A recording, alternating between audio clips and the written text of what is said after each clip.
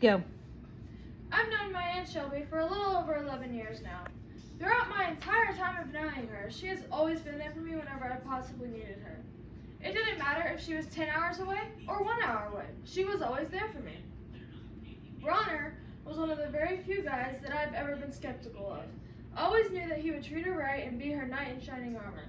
I've known this since the day she started telling me about him. There are two very vivid moments about them that I remember. The very first one was when she initially started telling me about him. We were out at dinner after my older brother's graduation.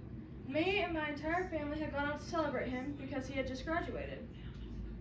We were having a great time. I was sitting next to my Aunt Shelby, and her phone kept going off and off and off, and I was just kind of like, what's going on?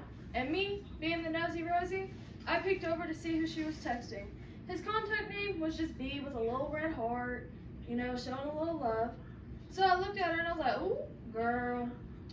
All I did was make her blush, and then she started telling me about him. And for what I could tell, he was an amazing guy for her. He was the one whom she had been searching for so long. Now, the second, which is personally my favorite memory of them, was when they got engaged.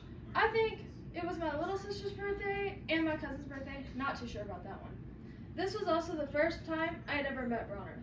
But I had gone over to her truck with her, and she reached into her little glove compartment and pulled out the ring.